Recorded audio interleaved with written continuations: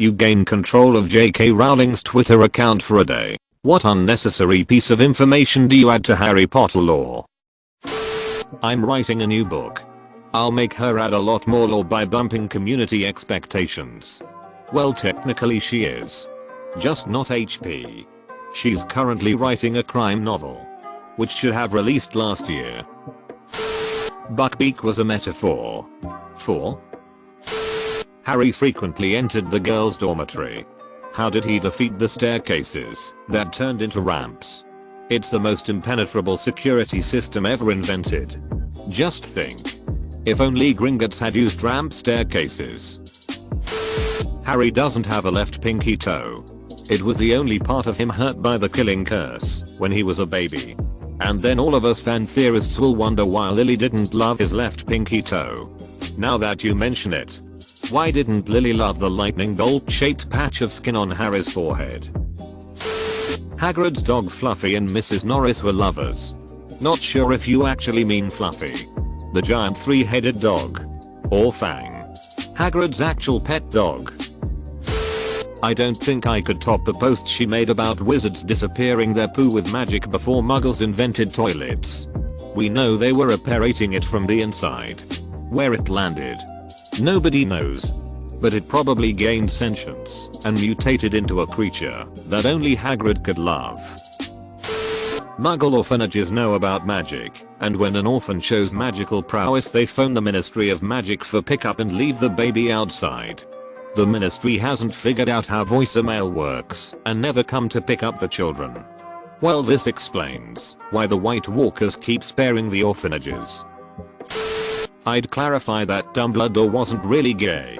Just gay for pay. Figure that way. Nobody is happy. A gag for a galleon. Dumbledore? Hagrid was a metaphor for the misunderstanding and mistreatment of furries. This is the best. Worst response to this question. You bastard. In order to have the feast so lovingly described, House Elves of Hogwarts had perfected the art of reusing leftovers multiple times. They secretly go to cheap restaurants and learn from muggles. Recently they discovered internet. And now Dean Thomas's mother prints out for them every tip and trick she can find at Frugal Living blogs. Hermione was actually a collective delusion shared by Harry and Ron.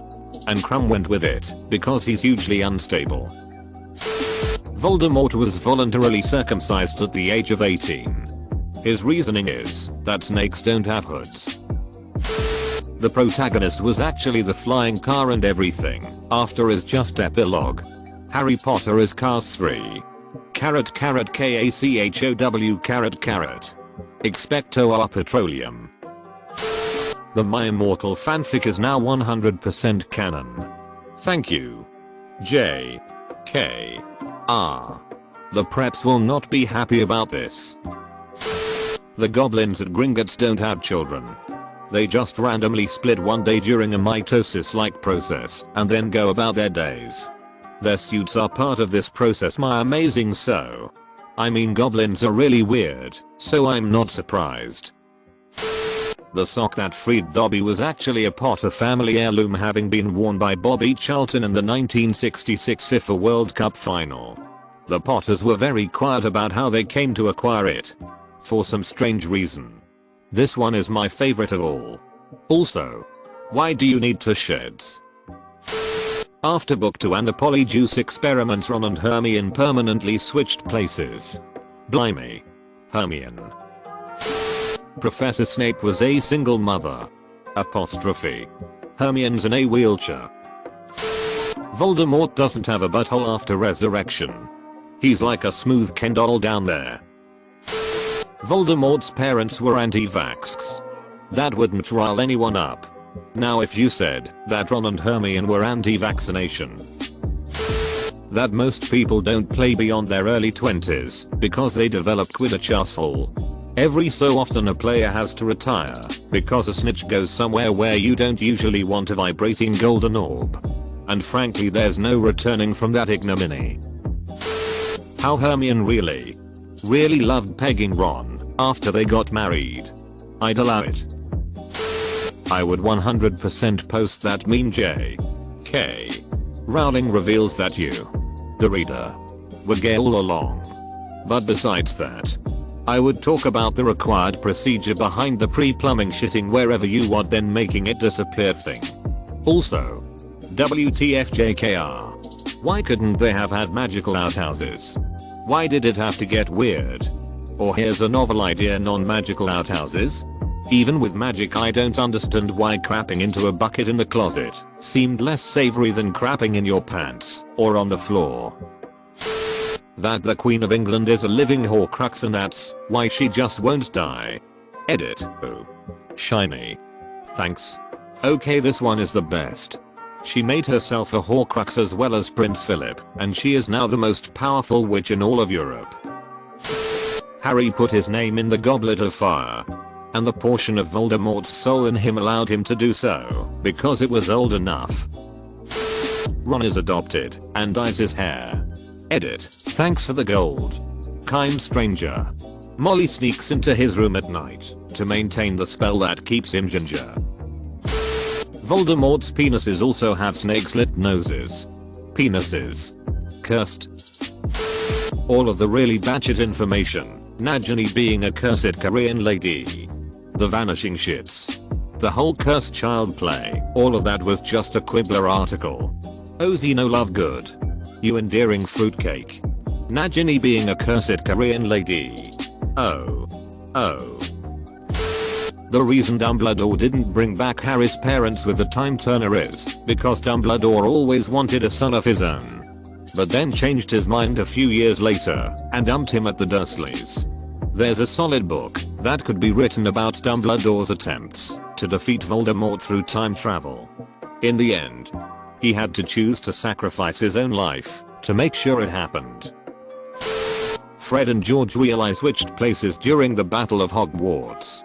When George died, Fred adopted George's life, complete with cutting off his ear, because he figured George wouldn't want him to spoil the joke. Makes sense as to why George ended up marrying Angelina Johnson, when it was Fred who dated her at Hogwarts. Completely unnecessary? Semicolon. For a brief time in 1956 teenaged wizards used to bewitch vacuum cleaners to use in lieu of broomsticks. That is 1000 times better than most of the shit we've gotten. George Weasley was adopted. Not Fred though. One of my favorite quotes from any piece of Harry Potter media comes from an interview of the actors who played Fred and George. So are you two actually twins in real life? No, it's funny. We actually met at the audition. Semicolon. That line kills me every time. Twilight is absolutely in the same universe. How does that explain Cedric Diggory?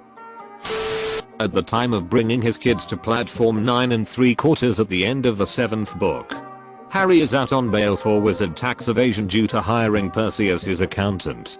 Alternatively, Harry is flat broke at the end of book 7 and lives a life of complete poverty. You see, the Wizarding Bank was no longer willing to do business with the man who strolled in the front door and robbed the fuck out of them. Since goblins can't use wands, they also seized all funds from Harry's vault to pay wizards to repair the damages.